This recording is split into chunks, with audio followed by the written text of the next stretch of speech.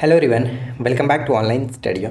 देखिए फ्रेंड्स, इससे पहले मैंने आपको इस सीरीज़ का 3 सेट करा चुका था, लेकिन बीच में मैंने इसको एक सप्ताह के लिए भी बंद फिलहाल था क्योंकि प्रॉब्लम मैंने आपको बताया था। तो इस वीडियो को हम लोग आगे कंटिन्यू करने वाले हैं, यानी इस सीरीज़ को अब आगे कंटिन्यू रखेंगे डेली बेसिस पे। तो उम्मीद है कि आप लोग इसे देखेंगे।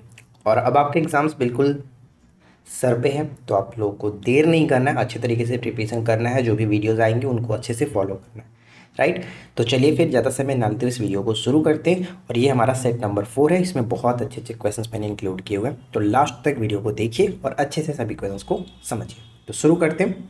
देखिए फ्रेंड्स, आगे बढ़ने से पहले मैं आप लोगों को बता दूं कि हम लोग का जो मंथली बेसिस पे टेस्ट होता है वो स्टार्ट हो चुका है। और जून महीने की मैंने सारी शेड्यूल भी आप लोगों को बता दी है। खास करके हम बात करने वाले हैं इस ग्रुप के बारे में, क्योंकि ग्रुप बी जो है वो सबसे अच्छा ग्रुप फिलहाल के लिए मैं कह सकता हूँ, क्योंकि इसमें टॉपिक टेस्ट जो आपको दिया जा रहा है, जो आपके आने वाले सभी एग्ज़ाम्स के लिए हेल्प रहेगा। हमने प्रीवियस में जो भी एग्ज़ाम्स हुए उन सभी को देखते हुए उन सभी के सेलेक्टेड टॉपिक को शेड्यूल कर दिया कि 1 से लेकर के 15 जून तक के क्या क्या टॉपिक्स आपको दिए गए हैं, क्या क्या पढ़ना है। उसी बेस पे हम लोग डेली टेस्ट लेते हैं।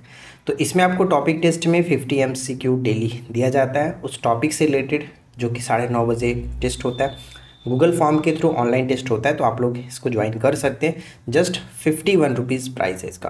अब बात करते हैं कि पेमेंट कहाँ पे करना है। आप इसी तरह से ग्रुप ए और ग्रुप सी को भी देख सकते हैं। जो भी आपको अच्छा लगे आप उस ग्रुप को ज्वाइन कर लीजिएगा।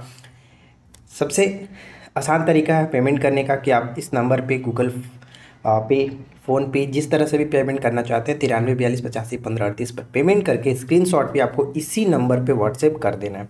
तीनों ग्रुप में अगर आपको जुड़ना है तो उसके लिए इकट्ठा 150 रुपये का पेमेंट करके स्क्रीनशॉट भेज सकते हैं, ठीक है। और ये जो टेस्ट होता है मंडे से सैटरडे तक होता है, संडे को ऑफ रहता है। गूगल फॉर्म के द्वारा ये टेस्ट प्रोवाइड करा जाता है। सभी क्वेश्चंस का PDF आपको आंसर में दिया जाता है। तो ये सब कुछ आपको मिल रहा है जस्ट 150 के साथ। तो चलिए शुरू करते हैं। और सबसे पहला जो प्रश्न देखिए क्या कह रहा है कि पौराणिक मान्यता के अनुसार भारत के प्राचीनतम जो राजा माने जाते हैं वो कौन थे। तो मनु को माना जाता है, मनु, ठीक है। नेक्स्ट आता है कि पतंजलि के महाभाष्य से किस वंश के इतिहास का पता चलता है। तो शुंग वंश के इतिहास का पता चलता है। शुंग वंश के संस्थापक पुष्यभूति शुंग थे, को पता ही है। मार्को पोलो किस राज्य की यात्रा का उल्लेख मिलता है, यानी मार्को पोलो जो है वो किस राज्य की यात्रा का उल्लेख मिलता है। तो पांडे राज्य की। नेक्स्ट आता है कि मृडपटिका पर उत्कीर्ण संयुक्त देवता का मोहर कहाँ से प्राप्त हुआ। जो मृडपटिका पर उत्कीर्ण संयुक्त जो देवता है उनकी मोहर कहाँ से। तो कालीबंगन। और कालीबंगन कहाँ पर पड़ता है, राजस्थान में, इसको याद रखेंगे। भारत में पशुपालन एवं कृषि के प्राचीनतम साक्ष्य मिलता है मेहरगढ़ से, जो कि बलूचिस्तान में। तो इसको याद रखेंगे कि कृषि एवं पशुपालन के जो प्राचीनतम साक्ष्य मिलते हैं वो आपके मेहरगढ़ से मिलते हैं। टेराकोटा का हल प्राप्त हुआ है कहाँ से। तो टेराकोटा जो होता है वो आग में पकी हुई मिट्टी को कहा जाता है टेराकोटा। तो ये फतेहाबाद हरियाणा में स्थित जो बनावली है वहाँ से, ठीक है। इसको याद रखेंगे, जो हल होता है वो बनावली से मिलता है हरियाणा में, फतेहाबाद, राइट। इसके बाद अगला प्रश्न आता है, हड़प्पा लिपि के बड़े आकार के 10 चिन्ह वाला एक शिलालेख मिलता है। ध्यान दीजिएगा, 10 चिन्हों वाला एक शिलालेख मिलता है कहाँ से। धौलावीरा, जो कि गुजरात में पड़ता है। धौलावीरा गुजरात में पड़ता है, ठीक है। प्राचीनतम उपनिवेश का प्रथम वायसराय भारत में कौन था। पुर्तगाली उपनिवेश का प्रथम वायसराय भारत में कौन था। तो ध्यान देना है कि पुर्तगाली जो उपनिवेश था उसके प्रथम वायसराय भारत में जो वायसराय थे वो अल्मीडा थे, फ्रांसिस्को डी अल्मीडा। जहांगीर ने खान की उपाधि किसको दी थी। जहांगीर ने खान की उपाधि जो किसको दी थी, तो हॉकिंस को दिया था, हॉकिंस को। भारत में 1612 में अंग्रेजों ने अपनी पहली फैक्ट्री कहाँ स्थापित की थी। भारत में 1612 में अंग्रेजों ने अपनी पहली फैक्ट्री सूरत में स्थापित की थी। और इनके फैक्ट्री स्थापित करने का क्रम आपको पता ही है, हमने याद किया आपको, सुर में बग याद रखता है, यानी में बग कहने का मतलब ये हुआ कि सूरत, मद्रास, बम्बई और कलकत्ता, इस तरह से इनका क्रम हुआ करता था, राइट। नेक्स्ट आता है, डच ईस्ट इंडिया कंपनी ने किस वर्ष अपनी फैक्ट्री पटना में स्थापित की थी। ये प्रश्न कई बार पूछा जा चुका है, तो अच्छे से याद रखिएगा। 1632 में डच फैक्ट्री स्थापित की गई थी पटना में। 1760 का प्रसिद्ध वांडीवास का युद्ध, वांडीवास जो कि तमिलनाडु में है, और 1760 में हुआ था फ्रांसीसी और अंग्रेज़ों के बीच लड़ा गया था, जिसमें फ्रांसीसियों की हार हुई थी, राइट। अंबर का युद्ध कब हुआ था, ये भी क्वेश्चंस मिलाने में आता है आपको। अंबर का युद्ध अगस्त 1749 में, अगस्त 1749, ये याद रखना है। मुगल शासक शाह आलम द्वितीय की सीमा कहाँ तक फैली थी, तो माना जाता है कि दिल्ली के लाल किले से लेकर के पालम गांव तक। तो ये याद रखना क्योंकि बीपीएससी में ऑलरेडी ये क्वेश्चंस पूछा गया है, दिल्ली के लाल किले से पालम गांव तक। इसके बाद हमारा नेक्स्ट प्रश्न आता है कि श्रीरंगपट्टनम की संधि, श्रीरंगपट्टनम की संधि हुआ था कब, मार्च 1792 में। और आपको पता है कि इसके अंतर्गत तीसरा जो आंग्ल मैसूर युद्ध था इसका समापन हुआ था, क्योंकि मद्रास में मंगल श्री, हमने याद किया है ट्रिक कि पहला जो कि मद्रास की संधि के तहत, दूसरा मंगलौर की संधि के तहत, तीसरा जो कि श्रीरंगपट्टनम की संधि के तहत मार्च 1792 में ये युद्ध समाप्त हुआ था, तीसरा आंग्ल मैसूर युद्ध। द्वैत शासन का जनक किसे माना जाता है, तो सर विलियम कार्टिस को माना जाता है। सर लियोनिल कार्टिस जो है, बस कार्टिस आप याद रखिए, द्वैत शासन का जनक कार्टिस को माना जाता है। अंग्रेजी भारतीय सेना में चर्बी वाले कारतूस से चलने वाली एनफील्ड राइफल कब शामिल किया गया, जो कि आपको पता ही है कि 1857 की क्रांति का ये जो कि एक कारण माना जाता है। तो एनफील्ड जो कि शामिल किया गया था दिसंबर 1856 में पुरानी लोहे वाली बंदूक ब्राउन बेस, ध्यान दीजिएगा, ब्राउन बेस के स्थान पर नवीन एनफील्ड राइफल को शामिल किया गया था। तो ये ब्राउन बेस आपको याद रखना है, ठीक है। पुरानी बंदूक को क्या नाम दिया था, ब्राउन बेस। इसके बाद नेक्स्ट वन आता है कि पश्चिमी सिंहभूम में स्थित चिड़िया खान की सबसे प्रसिद्ध विशेषता क्या है, तो चिड़िया खान जो है वो लोहे अयस्क की खनन है यहाँ से, इसलिए ये फेमस है चिड़िया खान, जो कि पश्चिमी सिंहभूम यानी झारखंड में भारत का पहला पन बिजली शक्ति केंद्र स्थापित किया गया था शिव समुद्रम में। देखिए पहला जो स्थापित किया गया था 1857 में दार्जिलिंग में स्थापित किया गया था, माफ़ी चाहेंगे। और सेकंड जो है वो सेकंड आपका शिव समुद्रम 1902 में स्थापित किया गया था कर्नाटक में, राइट। तो सबसे पहला आपको पता है 1897 दार्जिलिंग में स्थापित किया गया था, दूसरा शिव समुद्रम कर्नाटक में। नेक्स्ट आता है कि भारत में सर्वोत्तम कॉफ़ी के पौधे रोपित किए गए, भारत में सर्वोत्तम कॉफ़ी के पौधे रोपित किए गए तो बाबा बुदनगिरी कर्नाटक के अंतर्गत।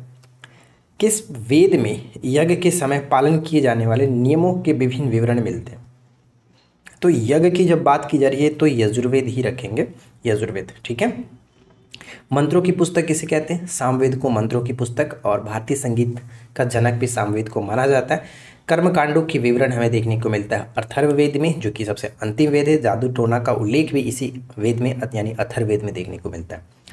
वन ग्रंथ के रूप में किसे जाना जाता है, तो देखिए वन ग्रंथ के रूप में आरण्य जो है इसे जानते हैं वन ग्रंथ के रूप में, ठीक है। हड़प्पावासी शिल्प उत्पादन के लिए, ध्यान दीजिएगा कि हड़प्पावासी शिल्प उत्पादन के लिए जो लापिस लाजुली होता था यानी नीला पत्थर, लापिस लाजुली नीला पत्थर कहाँ से प्राप्त करते थे, तो सुर्तगई जो है, सुर्तगई ये आपका अफगानिस्तान में पड़ता है, कहीं कहीं सुर्तगोई लिखता है, कहीं कहीं ये आपका सुर्तुगई लिखता है। तो ये अफगानिस्तान में एक जगह था जहाँ से हड़प्पावासी को शिल्प उत्पादन के लिए लापिस लाजुली यानी नीला पत्थर प्राप्त होता था। कादम्बरी जो है लेखक कौन है, बाणभट्ट, और बाणभट्ट किसके दरबार में रहते थे, हर्षवर्धन के दरबार में। किस भाषा में लिखी गई पुस्तक थी, तो ये रोमांटिक उपन्यास था, ठीक है, रोमांटिक उपन्यास था, संस्कृत भाषा में लिखा गया था। यह उपन्यास बाणभट्ट के पुत्र भूषण भट्ट द्वारा पूरा किया गया था, ध्यान दीजिएगा, भूषण भट्ट के द्वारा पूरा किया गया था। शायद आप पहले बार ये नाम सुन रहे होंगे, भूषण भट्ट। और जो कि रचना बाणभट्ट की जो है, जैसे कि मतलब कि और भी अन्य जो रचनाएं हैं बाणभट्ट की, चंडी शतक हो गया, पार्वती परिणय हो जाता है, तो ये भी याद रखेंगे। खास करके कादम्बरी हमेशा पूछा जाता है, तो ये याद रखना। नेक्स्ट आता है कि रामायण मंजरी के लेखक कौन है, भारत मंजरी के लेखक कौन है, और बृहत कथा मंजरी के लेखक कौन है। यानी मंजरी जब लग जाए तो आप याद रखेंगे क्षेमेंद्र, ठीक है, क्षेमेंद्र। साथ ही साथ जैसे कि महावीर चरित्र, मालती माधव तो कई बार पूछा जाता है, मालती माधव, महावीर चरित्र और उत्तर रामचरित्र, ये तीनों के लेखक हो जाते हैं भवभूति, तो ये आपको याद रखना। नेक्स्ट आता है कि अशोक के किस शिलालेख में उल्लेख है कि सभी प्रजाजन मेरे बच्चे हैं। तो मैंने भी अशोक के शिलालेख के बारे में एक वीडियो आपको प्रोवाइड कराया था, आप उसको देख लीजिएगा। और मैं एक और वीडियो लाऊंगा जिसमें पुस्तक के बारे में बात करें, जिससे इस तरह के आप पुस्तक जो देख रहे हैं वो एक पार्टिकुलर पुस्तक पर वीडियो बना देंगे ताकि आपको रिविजन्स करने में आसानी रहे, ठीक है। तो देखिए सभी प्रजाजन मेरे बच्चे हैं, धौली और जौगड़ा जो है ये कलिंग से अभिलेखों में देखने को मिलता है। कलिंग युद्ध का उल्लेख हमें 13वें शिलालेख में भी मिलता है, आपको ये पता होगा। नेक्स्ट आता है कि इलाहाबाद में विवाद को किस शिलालेख के नाम से जाना जाता है। इलाहाबाद में विवाद को किस शिलालेख के नाम से जाना जाता है? तो कोसल या क्विंस शिलालेख, कोसल या फिर क्विंस शिलालेख के नाम से जानते हैं। मृच्छकटिकम के लेखक कौन है? मृच्छकटिकम के लेखक क्षुद्रक है, जो कि ये संस्कृत में इन्होंने ये लिखा है। वास्तुकला की जो शैली है, ध्यान दीजिएगा, जैसे कि प्रांतीय शैली मांडू, गुजरात, बंगाल, जौनपुर में देखने को मिलता है प्रांतीय शैली। मुगल शैली की बात करें तो दिल्ली, आगरा और लाहौर में है। दक्कन जो शैली है इसकी बात करें तो ये आपका बीजापुर, गोलकुंडा में दक्कन शैली। और इम्पीरियल शैली दिल्ली में हो जाता है। तो इम्पीरियल शैली याद रखिएगा दिल्ली में हो जाता है, ठीक है। तो ये कुछ इंपॉर्टेंट चीज़ें थी, आपको याद रखना है। इसके बाद नेक्स्ट पॉइंट आता है कि बौद्ध धर्म में पातिमोक्ष का अर्थ क्या होता है? पातिमोक्ष का अर्थ होता है संघ का शासक, संघ का शासन, ठीक है। बौद्ध धर्म में पातिमोक्ष का अर्थ संघ का शासन। मुगल काल में लघु चित्रकला की शुरुआत हुई थी। हुमायूं के समय में चित्रकला की शुरुआत हुई थी, ये याद रखेंगे, लघु चित्रकला की शुरुआत। अलाउद्दीन खिलजी की सेना का सेनाध्यक्ष उसके दक्कन युद्ध अभियानों के समय कौन था? तो यहाँ पे आपको एक चीज़ याद रखना है कि अलाउद्दीन खिलजी की जो सेना के अध्यक्ष थे, यानी उनके दक्कन युद्ध के समय, अभियानों के समय, तो मलिक काफूर, ठीक है, मलिक काफूर। नेक्स्ट आता है कि मुगल काल में वार्षिक कृषि योग्य भूमि किस शब्द का प्रयोग किया जाता था? यानी वार्षिक कृषि योग्य जो भूमि होती थी उसे किस नाम से जाना जाता था? पोलज, पोलज। हो सकता है ऐसे भी पूछ लिया जाए कि पोलज क्या हुआ करता था मुगल काल में, तो ये वार्षिक कृषि योग्य जो भूमि होती थी उसे कहते थे, ठीक है। साथ ही साथ देखिए पोलज जो है वो खेती, प्रति वर्ष होने वाली खेती को कहते थे पोलज। और 1 या 2 साल तक बिना खेती के छोड़ दी जाने वाली जो भूमि होती थी उसको परती कहते थे। और चाचर जो होता था वो 3 से 4 साल छोड़ना, यानी कि चाचर कहते थे। और बंजर उससे कहते थे जो 5 साल से अधिक छोड़ा गया था भूमि, उसे बंजर कहा जाता था, ठीक है। नेक्स्ट आता है हमारा कि हल्दी घाटी के युद्ध में महाराणा प्रताप के अलावा राजपूत सेना का प्रमुख सेनापति कौन था? तो ये क्वेश्चन थोड़ा सा यूनिक हो जाता है, क्योंकि हम जानते हैं कि हल्दी घाटी का युद्ध जो हुआ था 18 जून 1576 में, उसमें ये आपको महाराणा प्रताप के बारे में ही देखने को मिलता है। लेकिन इसमें एक और राजपूत सेना के बारे में उल्लेख है, जैसे कि हकीम सूरी, ये नाम याद रखना है, हकीम सूरी, राइट, ठीक है। इसके बाद नेक्स्ट आता है कि मनसब व्यवस्था के लिए एक अतिरिक्त पद जिसे मसरूत कहा जाता है, मुगल साम्राज्य में वो किस शासक के द्वारा बनाया गया था? तो मसरूत जो है वो औरंगजेब के द्वारा बनाया गया था। मनसब व्यवस्था में जो एक अतिरिक्त पद हुआ करता था मसरूत, ये औरंगजेब ने स्टार्ट किया था। मधुबनी पेंटिंग को किस अनाज के पेस्ट से बनाया जाता है? तो देखिए मधुबनी पेंटिंग तो वैसे आपको पता है कि बिहार में काफ़ी फेमस है, और ये आपका चावल के पेस्ट से बनाया जाता है, तो ये बहुत इंपॉर्टेंट हो जाता है, चावल के पेस्ट। पोचमपल्ली प्रसिद्ध है किसके लिए? पोचमपल्ली जो प्रसिद्ध है वो बुनाई के लिए, ठीक है, बुनाई के लिए प्रसिद्ध है। केंद्रीय तंबाकू शोध संस्थान आपका आंध्र प्रदेश में पड़ता है। केंद्रीय तंबाकू शोध संस्थान आंध्र प्रदेश में पड़ता है। हेरुका संबंधित है किससे? तो हेरुका जो है वो आपका बौद्ध धर्म से संबंधित है, इसे याद रखना है, हेरुका का संबंध बौद्ध धर्म से हो जाता है। तबकात ए नासरी, ये बहुत बार पूछा जाने वाला पुस्तक है। तबकात ए नासरी मिनहाज उस सिराज के द्वारा ये लिखी गई है। कावेरी जल विवाद किन राज्यों के बीच है? तो कावेरी जल विवाद जो आता है आपका, ये कर्नाटक और तमिलनाडु, कर्नाटक और तमिलनाडु। तो हमने इसको याद किया था काका त, ठीक है, काका तो हमेशा बकवास करते हैं, तो काका हम याद कैसे करते हैं? तो का से मतलब कावेरी, क मतलब काका, तो कावेरी कर्नाटक, त हमेशा बकवास करते हैं, तो त मतलब तमिलनाडु। तो ये थोड़ा सा आपको याद रखने में हेल्प करेगा, बाकी आपकी मर्जी। नेक्स्ट आता है कि किस अभिक्रिया द्वारा ऑक्सीजन बाहरी वातावरण से पौधों की कोशिकाओं तक पहुंचता है? ये विसरण के माध्यम से पहुंचता है, विसरण के माध्यम से। नवीन अखिल भारतीय सेवाओं की शुरुआत करने का अधिकार किसको है? नवीन अखिल भारतीय सेवाओं को शुरुआत करने का अधिकार शिक्षा मंत्रालय को, ठीक है, शिक्षा मंत्रालय को। जिले इलाही की उपाधि किसने धारण की थी? तो गुलाम वंश का जो शासक था बलबन, इसने, ठीक है, जिले इलाही की उपाधि बलबन ने स्टार्ट की थी, मतलब बलबन ने अपने धारण किया था। और बलबन के बारे में हम आपको बहुत बार बता चुके। और सबसे खास बात याद रखना है कि इल्तुतमिश के द्वारा स्टार्ट किया गया तुर्कान चहलगानी जो था 40 सरदारों का गठन, इसको समाप्त करने का जो श्रेय दिया जाता है वो बलबन को ही जाता है। और साथ ही साथ बलबन ने जो कि उपाधि जो आपको बता दिया जिले इलाही, और अपने विद्रोहियों के प्रति लौ एवं रक्त की नीति को ये पालन करता था। साथ ही साथ एक चीज़ और याद रखेंगे कि नौरोज जो प्रथा है वो स्टार्ट बलबन ने ही किया था, और इसका वास्तविक नाम गयासुद्दीन बलबन था। और भी बहुत सारी चीज़ें हैं, तो फिलहाल हम इतना ही रखते हैं। जैसे कि एक चीज़ आपको मैं ये बता दूं, याद आ रहा है, इन्होंने एक सैन्य विभाग स्थापित किया था जिसका नाम था दीवाने अर्ज। ठीक है, दीवाने अर्ज यानी कि वो एक सैन्य विभाग था जिसका स्टार्टिंग बलबन नहीं किया था, दीवाने अर्ज। ठीक है, नेक्स्ट आता है कि ओपन मार्केट ऑपरेशन क्या होता है। ओपन मार्केट ऑपरेशन क्या होता है, तो सरकार द्वारा गिल्ट एड्स प्रतिभूतियों की बिक्री जो होती है उसे कहते हैं ओपन मार्केट ऑपरेशन। ठीक है, भारत का पहला जैव मंडल आरक्षित क्षेत्र कौन सा था, तो 1986 में ये स्थापित किया गया था, नीलगिरी। ठीक है, जैव मंडल आरक्षित क्षेत्र सबसे पहला नीलगिरी। ग्रीन पीस इंटरनेशनल का मुख्यालय एम्स्टर्डम। ठीक है, ग्रीन पीस इंटरनेशनल का मुख्यालय एम्स्टर्डम में पड़ता है, तो इसे याद रखेंगे। अगर आपने अभी तक वीडियो को लाइक नहीं किया तो आपसे रिक्वेस्ट है कि वीडियो को लाइक कर दीजिए, और चैनल पर अगर आप पहली बार आए हैं और पहली बार वीडियो को देख रहे हैं तो सब्सक्राइब जरूर करके रखिएगा। नेक्स्ट आता है कि एक नया राज्य बनाने में संवैधानिक संशोधन के लिए कैसा बहुमत चाहिए होता है, तो साधारण बहुमत से कर सकते हैं। ठीक है, साधारण बहुमत से भी हो जाता है। नेक्स्ट आता है कि संविधान में संशोधन करके शिक्षा का अधिकार कब जोड़ा गया था, तो शिक्षा का अधिकार जोड़ा गया 1 अप्रैल 2010 को। 1 अप्रैल 2010 को शिक्षा का अधिकार जोड़ा गया। राष्ट्रीय सुरक्षा समिति का प्रधान कौन होता है, राष्ट्रीय सुरक्षा समिति का जो प्रधान है वो प्रधानमंत्री होते हैं। धन विधेयक पेश किया जा सकता है, तो धन विधेयक पेश किया जा सकता है लोकसभा में। ठीक है, लोकसभा में।